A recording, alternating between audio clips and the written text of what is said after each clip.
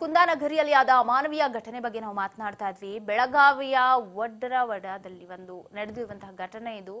ಪುಟ್ಟ ಮಗು ಜೊತೆಗೆ 3 ಜನ ವಾಸ ಮಾಡ್ತಾ ಇದ್ರಂತೆ. ಏಕಾಏಕಿ ಮನೆಗೆ ನುಗ್ಗಿ ವೃದ್ಧಿಯ ಬ್ಲೌಸ್ ಅನ್ನೇ ಹರಿದು ಹಾಕಿರುವಂತಹ ಅಮಾನವೀಯ ಘಟನೆ ವಡ್ಡರವಾಡಿಯಲ್ಲಿ ನಡೆದಿದೆ. ವೇಶ್ಯಾವಾಟಿಕೆಯ ಆರೋಪವನ್ನ ಹೊರಿಸಿ ಮಹಿಳೆ ಮೇಲೆ ಹಲ್ಲೆ ಮಾಡಿದ್ದಾರೆ. ಮಗಳು ವೇಶ್ಯಾವಾಟಿಕೆ ಮಾಡ್ತಿದ್ದಾಳೆ ಅಂತ ಹೇಳಿ ಆರೋಪವನ್ನ ಮಾಡಿ ಥಳಿಸಿರುವುದು. ಏಕಾಏಕಿ ಮನೆಗೆ ನುಗ್ಗಿ ತಾಯಿ ಮಗಳ ಮೇಲೆ ಅಟ್ಯಾಕ್ ಅನ್ನ ಮಾಡಿದ್ದಾರೆ. ವೃದ್ಧಿಯ ಬ್ಲೌಸ್ ಅನ್ನ ಹರಿದು ಹಾಕಿದ್ದಾರೆ. ಇನ್ನು ಪುಟ್ಟ ಬಾಲಕಿ ಜೊತೆಗೆ 4 ವರ್ಷದಿಂದ 3 ಕೂಡ ವಾಸ ಆಗಿದ್ರು ಅನ್ನುವಂತಹ ಮಾಹಿತಿ ಲಭ್ಯವಾಗಿದೆ.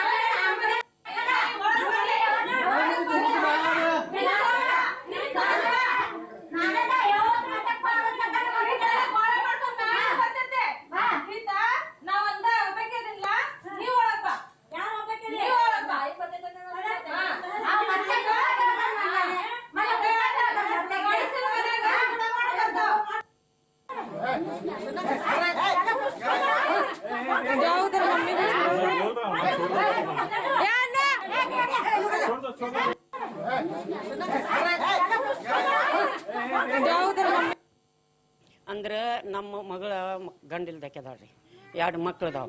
ಆಕೆ ಬಿಸ್ನೆಸ್ ಒಂದು ಯಾವ್ದಾರ ನನಗೆ ಬೇಕನ್ನೋಂಥದ್ದು ಆಕೆ ನಿಮ್ಮಂಥವ್ರು ಹೆಲ್ಪ್ ತೊಗೊಂಡಾರ್ರಿ ಒಬ್ಬರದು. ಅವನ ಕೂಡ ಅದೀನಿ ನಿನ್ನ ಮನೆಗೆ 100 ಮಂದಿ ಬರ್ತಾರೆ, 50 ಮಂದಿ ಬರ್ತಾರೆ ನಿನ್ನ ಮನೆಗೆ. ಇವೆಲ್ಲ ನೀ ದಂಧೆದಕ್ಕಿ ನೀ ದಂಧೆ ಮಾಡ್ತಿ. ಈ ಒನ್ಯಾನ ಮಂದಿ ಎಲ್ಲ ರೀ ಅವ್ರು ಮೀಟಿಂಗ್ ಆಗೈತಿ, ಜಾಗ ಸಲ ಮೀಟಿಂಗ್ ಮಾಡಿದಾರೆ. ಅದನ್ನು ಇವೆಲ್ಲ ಗನಸರು ಹೆಂಗಸರು ರೋಡಿಗೆ ನಿಂತು ಆಕೆ ಇಂದ್ರ ಅಷ್ಟಕರ್ ಆಕೆ ಹಿಡ್ದಿದ್ದಿಟ್ಟ ನೀವು ಆತ್ರಿ. ಅಂದ್ರೆ ನಮ್ಮ ಮಗಳ ಗಂಡಿಲ್ದಾಕ್ಯದಾಳ್ರಿ 2 ಮಕ್ಳದಾವ. ಆಕೆ ಬಿಸ್ನೆಸ್ ಒಂದು ಯಾವ್ದಾರ ನನಗೆ ಬೇಕನ್ನೋಂಥದ್ದು ಆಕೆ ನಿಮ್ಮಂಥವ್ರು ಹೆಲ್ಪ್ ತೊಗೊಂಡಾರ್ರಿ ಒಬ್ಬರದು. ಅವನ ಕೂಡ ಅದೀನಿ ನಿನ್ನ ಮನೆಗೆ 100 ಮಂದಿ ಬರ್ತಾರೆ, 50 ಮಂದಿ ಬರ್ತಾರೆ ನಿನ್ನ ಮನೆಗೆ. ಇವೆಲ್ಲ ನೀ ದಂಧೆದಕ್ಕಿ ನೀ ದಂಧೆ ಮಾಡ್ತಿ.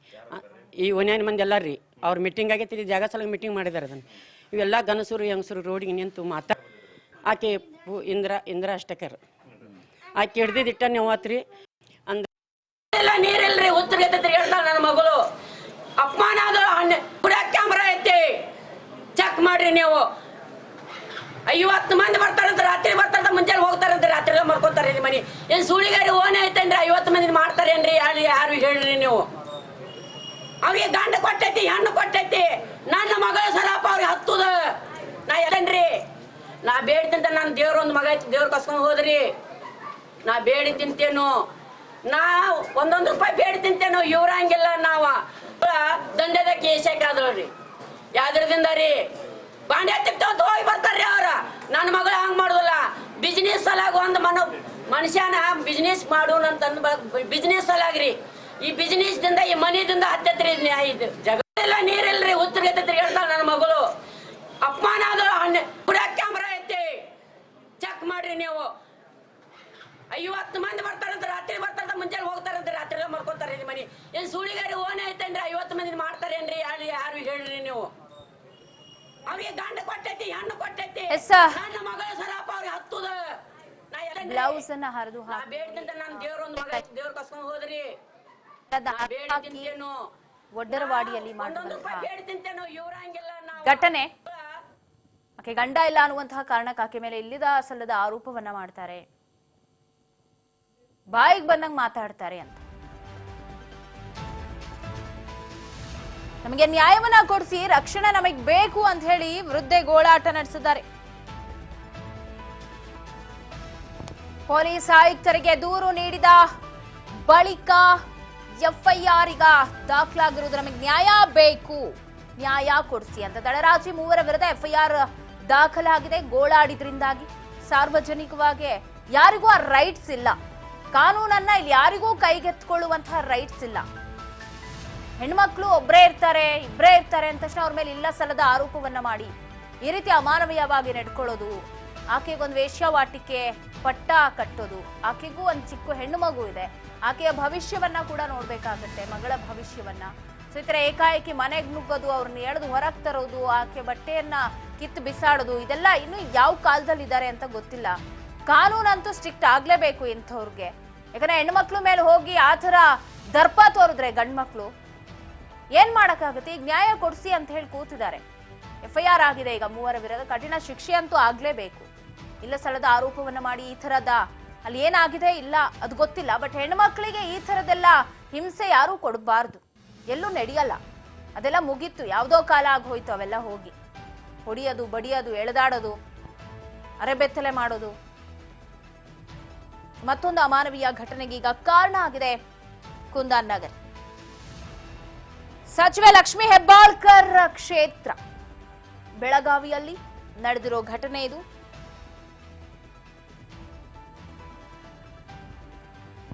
ಸೊ ಅವರೇ ಹೇಳ್ಬೇಕು, ಮಹಿಳಾ ಮತ್ತು ಮಕ್ಕಳ ಕಲ್ಯಾಣ ಇಲಾಖೆಯ ಸಚಿವರು ಲಕ್ಷ್ಮಿ ಹೆಬ್ಬಾಳ್ಕರ್. ಸೊ ಏನ್ ಕ್ರಮ ಕೈಗೊಳ್ತೀರಾ? ಈ ತರ ಮಹಿಳೆ ಮೇಲೆ ಬಟ್ಟೆ ಹರಿದಾಕೋದು, ರಾತ್ರಿ ಬಂದು ದುರ್ವರ್ತನೆಯನ್ನ ಮಾಡೋದು, ಸೊ ಇದೆಲ್ಲಕ್ಕೂ ಉತ್ತರ ಕೊಡಬೇಕು. ಯಾಕಂದ್ರೆ ನೀವಿರದೆ ಮಹಿಳಾ ಮಕ್ಕಳ ಕಲ್ಯಾಣ ಅಭಿವೃದ್ಧಿ ಸಚಿವೆಯಾಗಿ, ಸೊ ನಿಮ್ಮದೇ ಕ್ಷೇತ್ರದಲ್ಲಿ ನಿಮ್ಮದೇ ಜಿಲ್ಲೆಯಲ್ಲಿ ನಡೆದಿರುವಂತಹ ಒಂದು ಅಮಾನವೀಯ ಘಟನೆ ಇದು. ಇದಕ್ಕೆ ಏನು ಉತ್ತರ ಕೊಡ್ತಾರೆ ಅಂತ ಗೊತ್ತಿಲ್ಲ.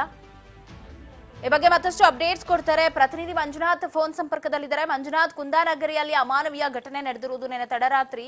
ಏನು ವಿಚಾರ ಅಂತ ಗೊತ್ತಾಯ್ತಾ? ಯಾಕೆ ಈ ತರ ಹಲ್ಲೆ ಮಾಡಿದ್ರು? ಯಾರು ಬಂದು ಹಲ್ಲೆ ಮಾಡಿದ್ದು ಅಂತ ಹೇಳ್ಬೇಕಂದ್ರೆ ಇದು ಬೆಳಗಾವಿ ಒಡ್ರವಾಡೆಯಲ್ಲಿ ನಡೆದಿರತಕ್ಕಂತ ಘಟನೆ. ಈ ಘಟನೆಗೆ ಏನ್ ಮೂಲ ಉದ್ದೇಶ ಏನಿರುತ್ತೆ, ಮನೆ ಪಕ್ಕದಲ್ಲಿ ಏನ್ ಇರ್ತಕ್ಕಂಥವ್ರು ಏನ್ ಹೇಳ್ತಾ ಇರೋದು ಒಂದೇ, ಇವರು ವೇಷವಾಟಿಕೆ ಅಂತ ನಡೆಸ್ತಾ ಇದೆ ಅಂತ ಹೇಳಿ ಒಂದು ಆರೋಪ ಮಾಡಿ ಇವರನ್ನ ಮನೆಯಿಂದ ಹೊರಗಡೆ ತಂದು ಇವರನ್ನ ಎಳೆದು ತಂದು ಹೊಡೆಯೋದು ಈ ರೀತಿಯಾಗಿ ಮಾಡಿ ಎಲ್ಲ ಪಬ್ಲಿಕ್ ಅಲ್ಲೇ ಹೊಡೆದಿದ್ದರಿಂದ ಇದು ಈ ರೀತಿಯಾಗಿ ಅವರು ಅಂದ್ರೆ ತಮಗೆ ನ್ಯಾಯ ಕೋರಿ ಈಗಾಗಲೇ ಅಂದ್ರೆ ಮಂಗಳವಾರ ಕೂಡ ಈ ರೀತಿಯಾಗಿ ಗಲಾಟೆ ಆಗಿರುತ್ತೆ. ಆದ್ರೆ ಅವರು ಇದಕ್ಕೆ ಅಂದ್ರೆ ಪೊಲೀಸ್ ಸ್ಟೇಷನ್ಗೆ ಹೋಗಿದ್ರು ಕೂಡ ಅಲ್ಲಿ ಅವ್ರಿಗೆ ನ್ಯಾಯ ಸಿಗದೆ ಇದ್ದಾಗ ಮತ್ತೆ ಬಂದು ಅಂದ್ರೆ ನಿಮ್ ಕಡೆಯಿಂದ ಏನು ಅಂದ್ರೆ ನೀವು ಯಾವುದೇ ರೀತಿಯಾದಂತ ಪೊಲೀಸರು ಕೊಡ್ತೀರಿ ಕಂಪ್ಲೇಂಟ್ ಕೊಡಿ, ಎಲ್ಲಿ ಏನ್ ಕೊಡ್ತೀರಾ ಅಂತ ಹೇಳಿ ಬಾಜು ಇದ್ದಿರ್ತಕ್ಕಂತ ಅಷ್ಟೇ ಏನ್ ಫ್ಯಾಮಿಲಿ ಇದೆ, ಆ ಫ್ಯಾಮಿಲಿ ನಿನ್ನೆ ರಾತ್ರಿ ಏನ್ ಮಾಡುತ್ತೆ, ಇವರನ್ನ ಮನೆಯಿಂದ ಹೊರಗಡೆ ತಂದು ಅಂದ್ರೆ ಇವರ ಮೇಲೆ ಹಲ್ಲೆ ಮಾಡುತ್ತೆ. ಇದಾದ ನಂತರ ಅಲ್ಲಿ ಇರ್ತಕ್ಕಂಥ ಮಹಾಮಾರುತಿ ಪೊಲೀಸರು ಎಚ್ಚೆತ್ತುಕೊಂಡು ಈಗ 3 ಜನರ ವಿರುದ್ಧ ಎಫ್ಐಆರ್ ಕೂಡ ದಾಖಲಾಗಿದೆ.